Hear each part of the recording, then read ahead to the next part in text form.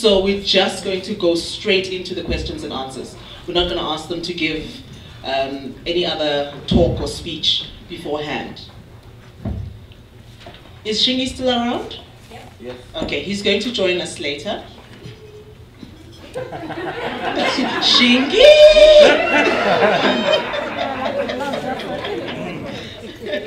Very useful name, that.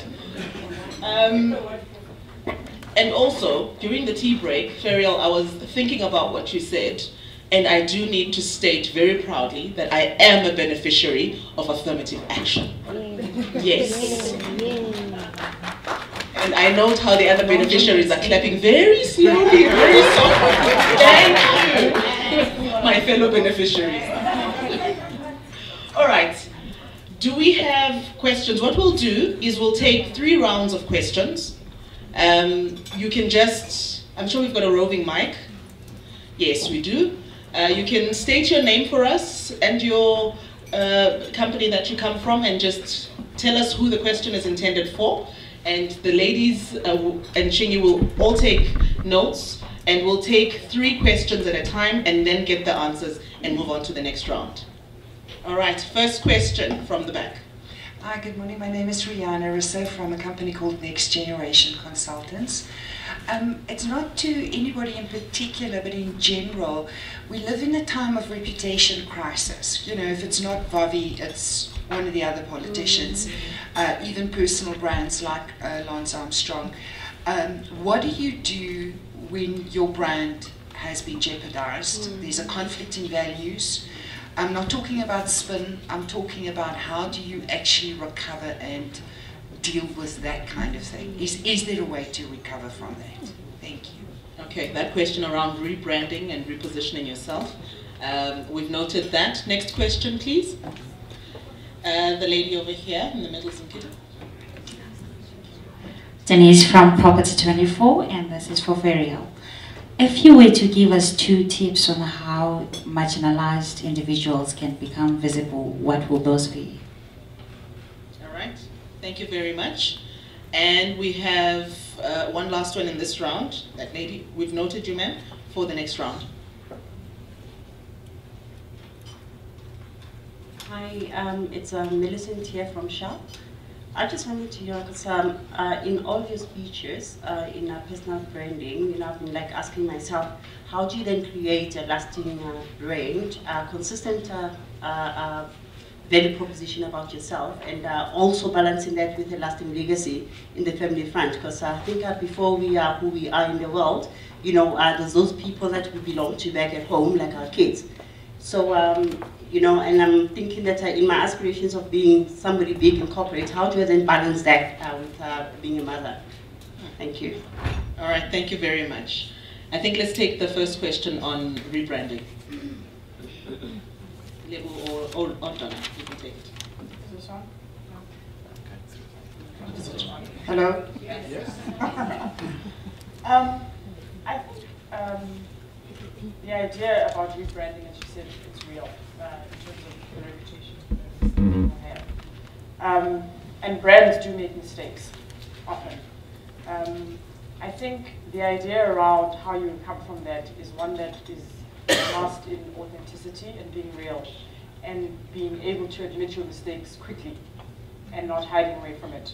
And coming out and saying, you know, I made a mistake, whatever it is, and using the collateral, the strength that you've built in the brand that you built before you went down to help you to rise up. I think when you've seen the likes of a Bill Clinton, for instance, who was quick after some drama to say that, you know, I did make a mistake and so forth, versus a Lance Armstrong who still continued to mask some of the things. People forgive. They do forgive. There's goodness in people and they do forgive. But I think the idea is to act quickly, to admit your mistakes quickly, and use the collateral that you've built before in your brand to help you rise up. Donna, do you want to add to that? Yeah, I mean, the examples are endless. If you look at the people who've really messed up with how they've done it, is like a Bill Clinton, because Bill Clinton does the most amazing talks in the world, and you know that for every talk that he gives, half of it he gives to charity. But when you think of Bill Clinton, what do you think of? the same turquoise dress. Okay, so yet there's some fantastic examples of people who've come through it. So, for example, Michael Phelps was caught smoking dope.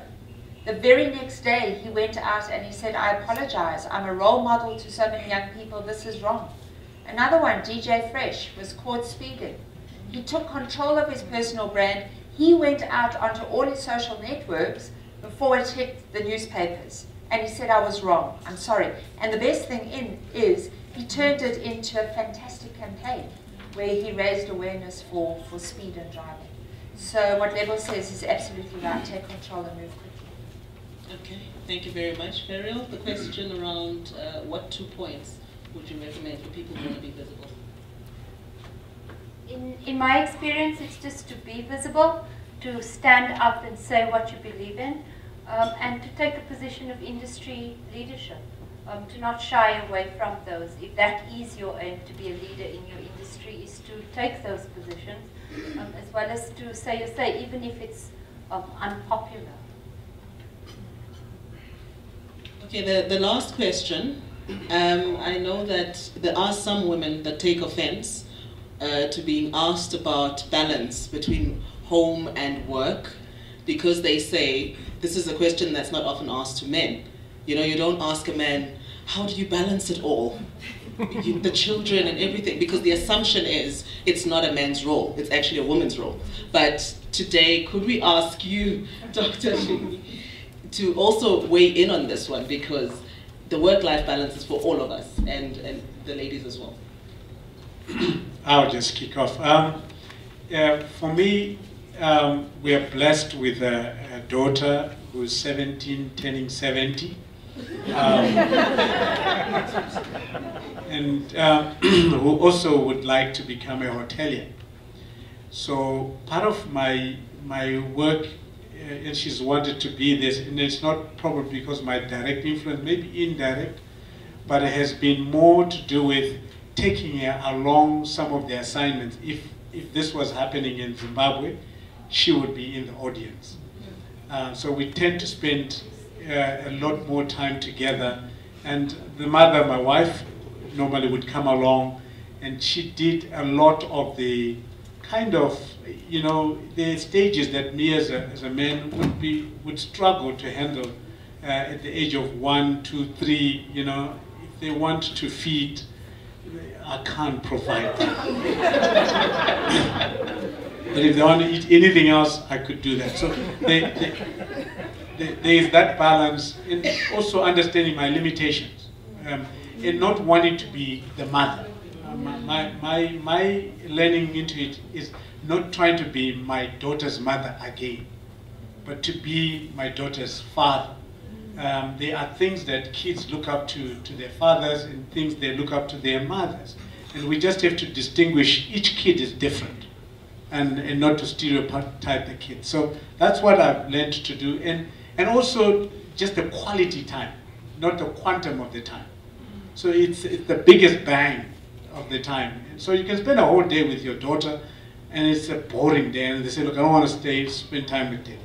But it's 30 minutes of power packed. She's coming to pick me up from the airport. She's just got her driver's license, says, I'll pick you up, and I'm going to do everything, drive you around. That's quality time. So the first person I connect with, it's her, as soon as I land in Zim this afternoon. And so I'm just saying, as I go and I package a lot of what I do with the family as well.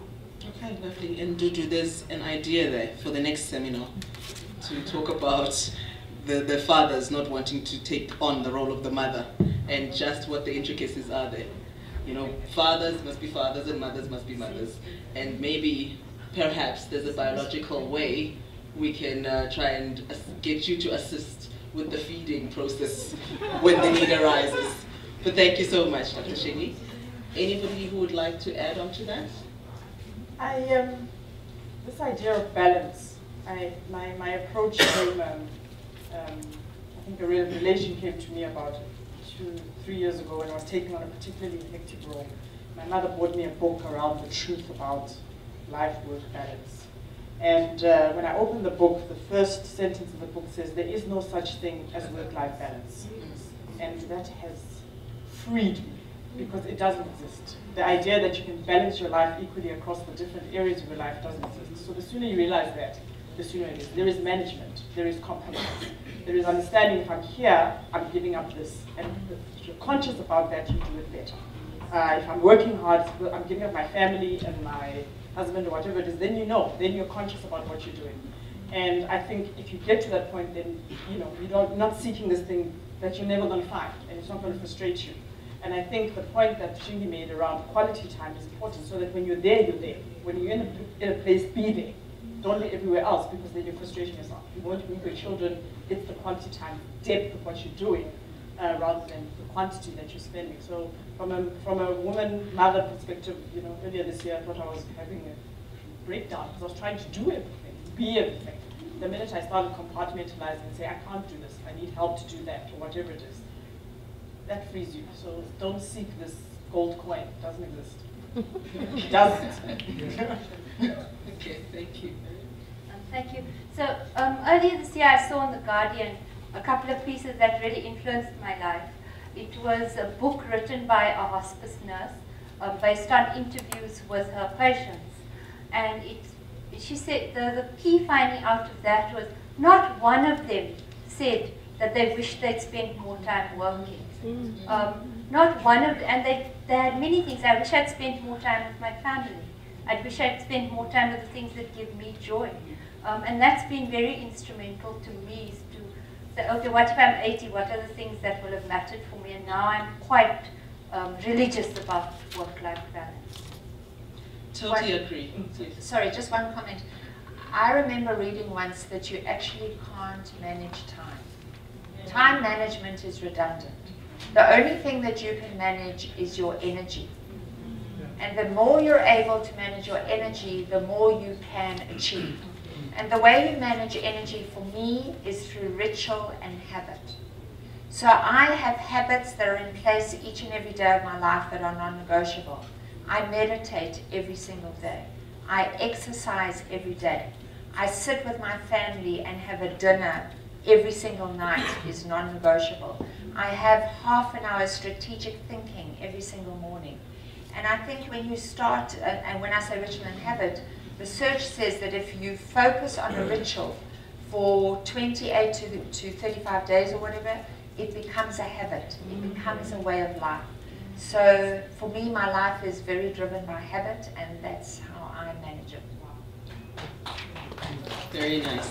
And if I can just add, one of the nuggets of wisdom that I've gained over the years in this particular area came from one of the speakers at a previous seminar that Busara had, Togo Mwantebe, who is the CEO of a company, and she was talking about how she is the best makoti to her in-laws and how her family is so happy because she has learned the art of delegating those things which are not crucial.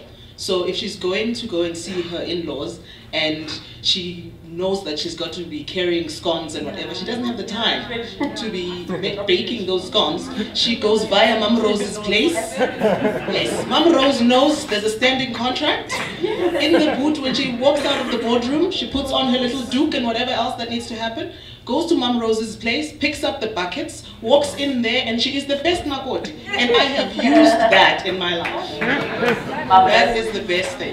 So, all right, let's take the next round of questions. Ma'am, we'll start with you. Hi, good morning. I'm Sipiwa Sitola from Sanlam. My question is around affirmative action and the whole notion of employment equity. And I would like to pose this question to the panel. How do we get over the perceptions that a lot of people have that if they say you are an EE candidate or you are an affirmative action candidate, there is something that is assumed at the back of a lot of people's minds that you are not really the deserving candidate, but because it's a number game, they had to put you in. And in most cases, or in some cases, actually the EE candidate was the best person for that job. And you're sitting out there and you're thinking, oh, so I'm an EE, it's like somebody did you a favor. If they were looking for an accountant, you had done everything, you've got the same degree, you've done articles, you have been signed off as competent, so why does it feel like, you're less competent? And then sometimes then some of these big organizations they're looking for companies, be it auditors or lawyers. And honestly, you arrive at the reception and you get people say, yeah, no, we're waiting for them. They're the black auditors. What is this?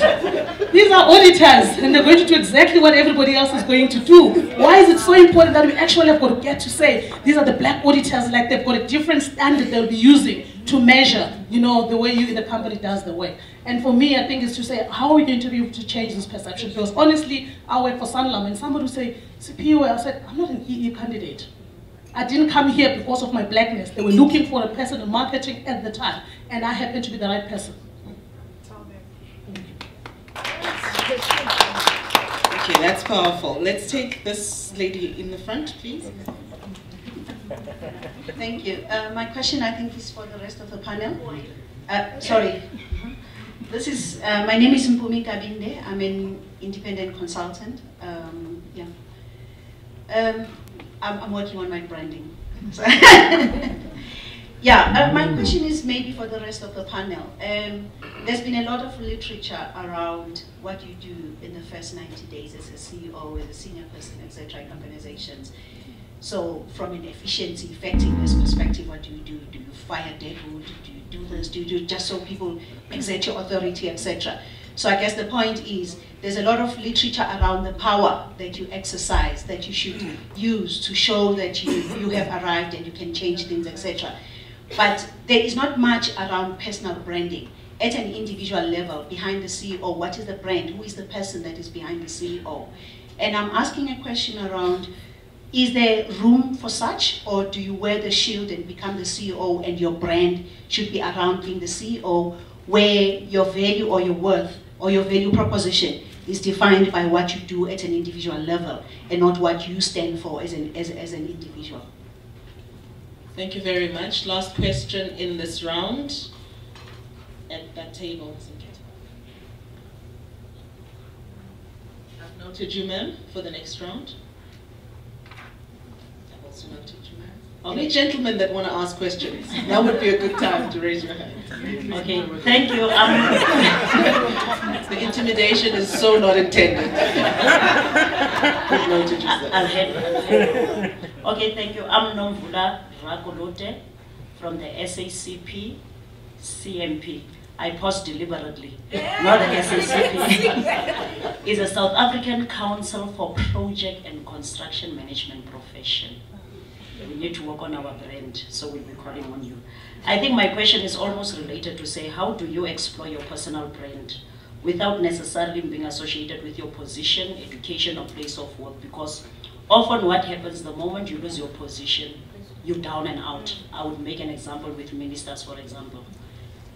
Because I had this one minister that we met taking the car to a service. It was just such a different thing to say, okay, here she comes now, she's bringing her own car. Do you understand? I think it's a whole issue of perception. But then how do you then differentiate between that? And often what happens is that when you lose your position, you're down and out. Or what would happen is that because of the position you hold, you lose your individual self, your personal self, because you have to fit this position. To an extent that, there's usually this thing of, when somebody walks up and they say he's a CEO, there's usually just this facade around a person. And I think this morning from all four speakers, irrespective of what they do, you were able to pick up the self, the personal self. So how do you kind of label? I think I would say balance between what you do and who you are. All right, thank you very much. Let's start with the EE question. Ferriel?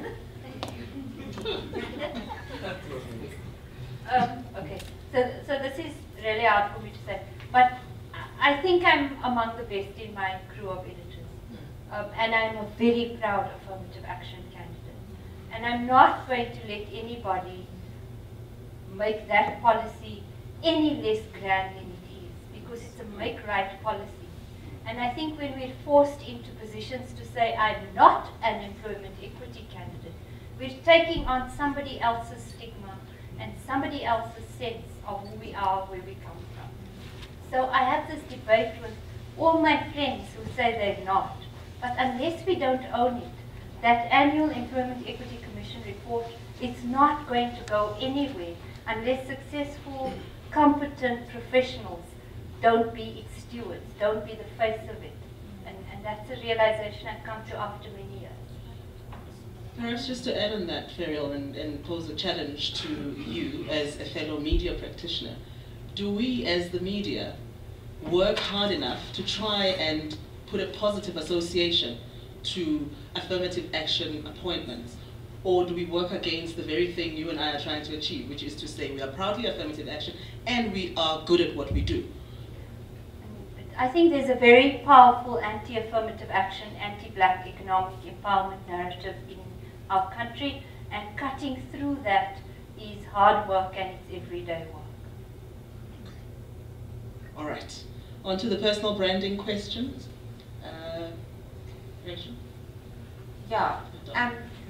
So I deal with a broad range of target markets in terms of personal branding, right from graduates through to newcomers into the workplace, managers, senior managers, directors, CEO. And there's different slants to each of those levels from a branding perspective, okay? And they're different outcomes that you need to achieve. But the one thing I did want to say is that as a CEO brand, you are intimately connected to what the organization stands for. And the higher up you go, the more your brand, you are kind of like the brand ambassador for your organization. And it's critical the values that you live, because that is emulated in the organization. Okay, I think that takes care of both questions. We're going to take the last round of questions for the panel, and then we're going to go into the next segment. But after that, we will take another 2 or 3 rounds of questions. So if you have not had a chance to ask your question, you will get a chance a little bit later on. So for this round, I noted you, ma'am.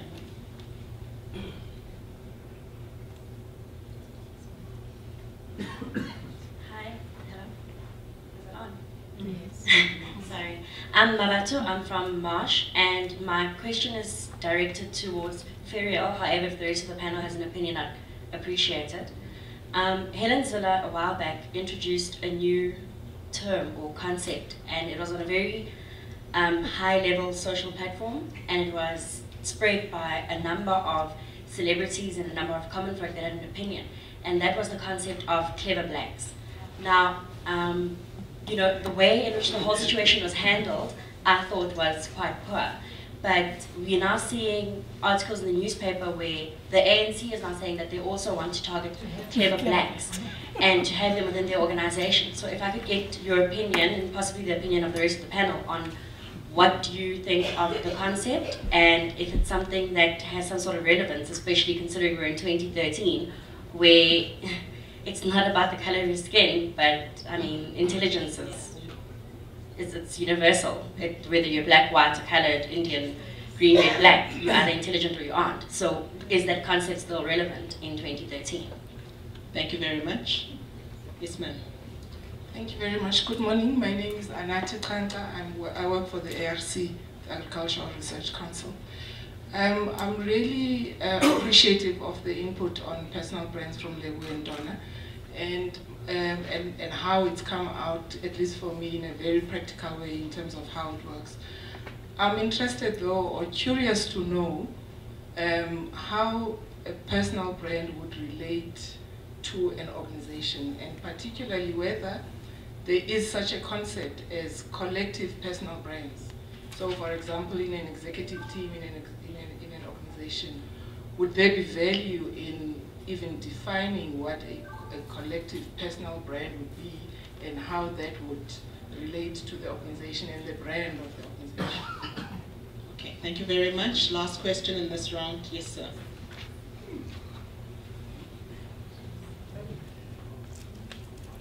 It is on. Oh, okay. My name is Mbongeni Chile. I'm from Next Consulting. I have a question for Ferial. I just wanted to find out that in terms of reporting, with regard to the PE or affirmative action, I see that there is actually more articles written on newspaper about the affirmative action that is actually happening in the government sector as opposed to the private sector? And then how does she actually, I mean, make sure that there is some sort of a balance between the private sector and the government sector in terms of reporting in those affirmative actions? Okay, thank you very much. All right, let's start with you, Ferial. Are you a clever black? Definitely. Okay, so the term comes from Jacob Dlamini. He wrote a brilliant article in the Sunday Times, I think, or Business Day, and I think if you're interested, Google it, because its meaning was way different to how clever blacks is used today. It's a silly term now, and I shouldn't use it anymore. It's a clever headline. The other week we had JZ rallies, clever blacks, and many people got very angry with me. It's become shorthand for black middle class, which the ANC is very worried about losing ahead of the elections. So I think we'll see it bandied about a bit more. But yes, of course, the ideal end game is a non-racial universe and country. It's really not the color of our skin that matters. But even in America, you can see 50 years after Martin Luther King wrote I Have a Dream, we saw this week that how very far that is from that dream still happening.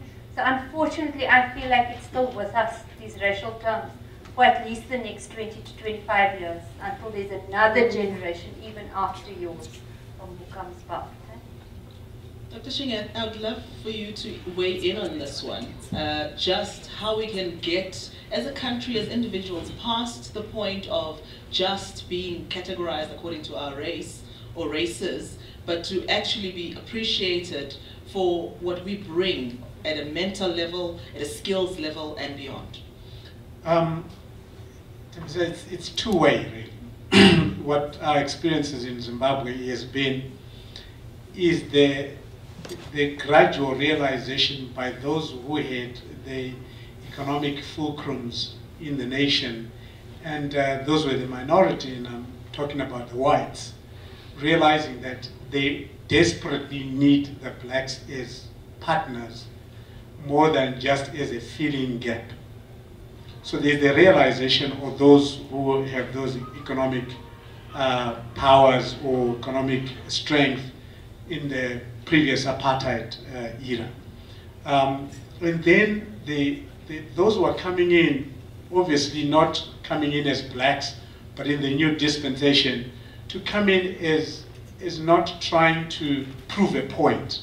Because the dynamic there is that when I come in and I'm trying to prove to you that you were subjugating me, yet I was better than you, the guy who's supposed to endorse you kind of also, oh, okay, fine, show yourself that you can do it. And there's a showdown rather than a collaboration of efforts, skills, and differences and diversities that you bring. So that's what we've kind of seen happening in Zimbabwe right now, where there is a mutual, and really the common enemy between blacks and whites in Zimbabwe has been our government.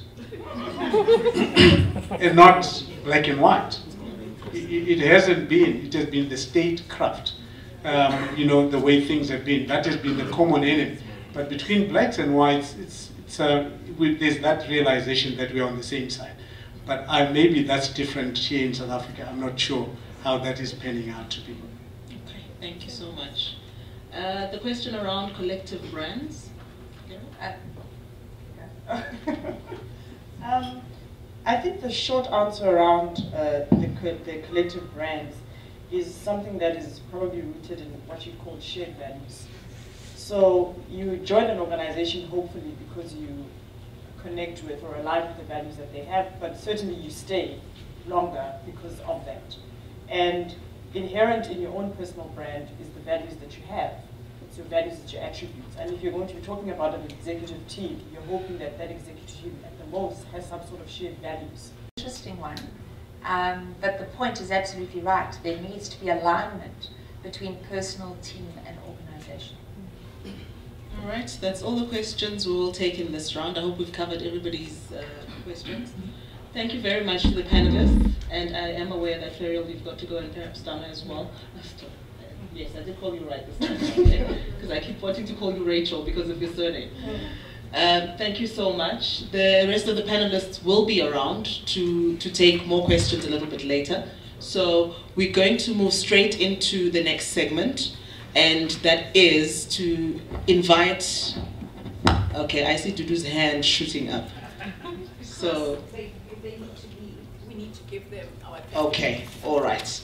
So let's ask Uzumkita to come forward so that we can express our appreciation to the panelists that have to leave.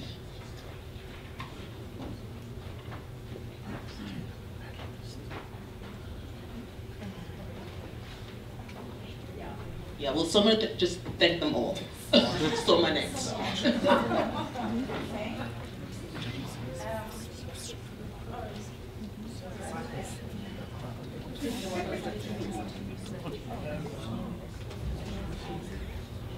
I started with the ladies, it is ladies. But now it's all conversation.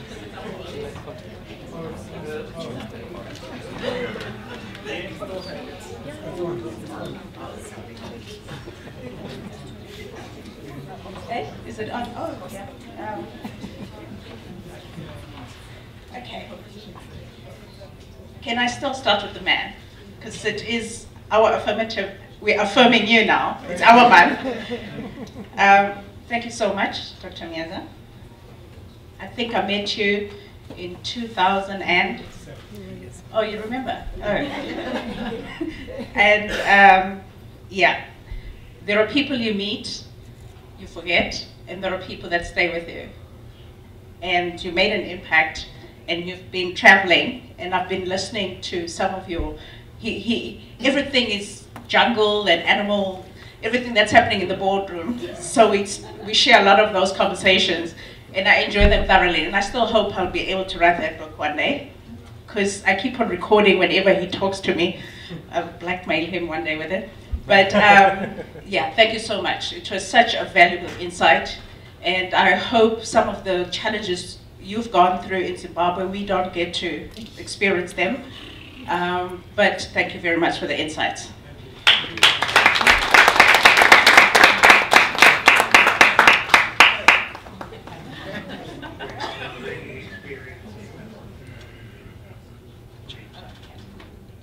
And thank you very much. This is from Sanlam. We say thank you so much for your time and all the insights. It was very useful, and I think we've learned something today. Thank you. Thank you.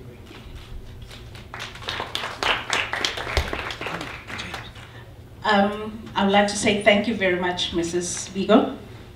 We met in 2010 when we were selected for the Fortune Global Mentee Program, which is at that time run by Hillary Clinton. We were very fortunate. And in New York, sometimes I had some challenging moments because I had challenging mentors. So I'll Skype her and cry, and she'll be listening to me. And I think the fact that a person can be soft doesn't reduce the toughness. And over the years, I think we've gained that from each other. Thank you so much. It's your daughter's birthday today. Thank you for giving up the morning so that you can share your wisdom with us. Thank you so much.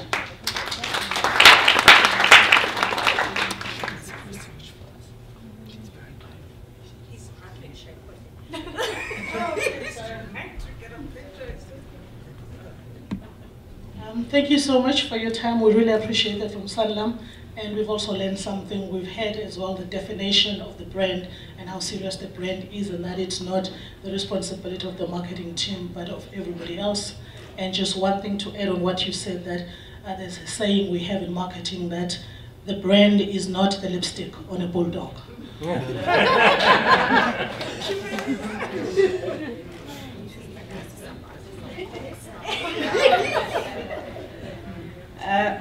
Ms. Donna Rachelson. Don't worry, you can call me Rachel.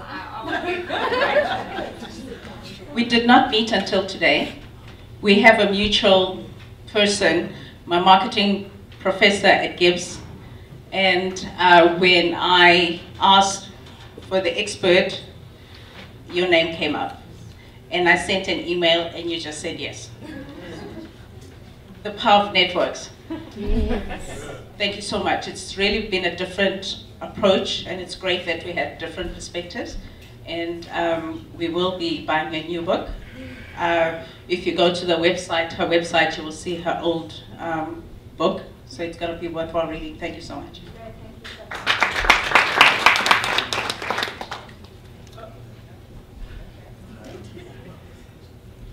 Thank you, Jenna, for sharing with us. There were also some interesting lessons from your definition of the brand and the whole perceptions that the target audience have. And I listened very carefully because the people's perception about your brand remains their reality. And I think the people's perception in Zimbabwe about the World Cup and them putting up their own LOC was justified because they know that in the World Cup you make money, and they had people who were coming, you know, the Ghanaian African Safari, they look at the proximity, they thought, here is our chance. The dollars and the euros will be coming. Thank you so much, I appreciate it.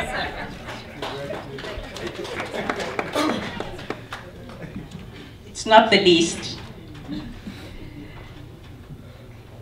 Every time I'm amazed at how you put your hand up even before I ask.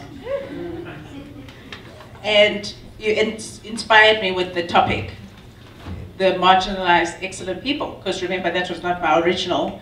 And when you explained it to me and you said, this is my passion, and I said, okay, can I send you an invite? You said, yeah. You know, you're always on a lookout for talent out there, which is amazing. I don't know how you do it. I always try and figure out how you do it. And when we approach you, you're approachable. And I think your team knows that, you know, even if she's not in, I will respond on her behalf. It shows that's a reflection of your principles and your values. And thank you so much. You make us very proud to be women.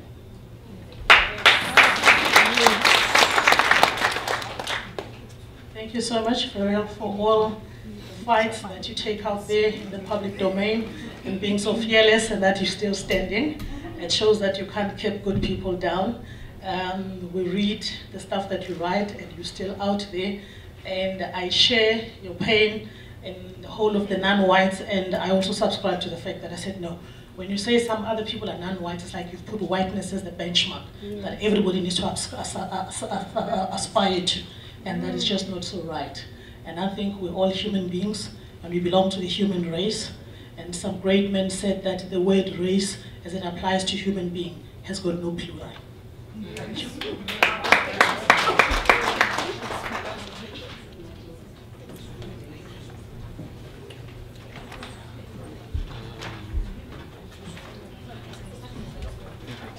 Thank you very much.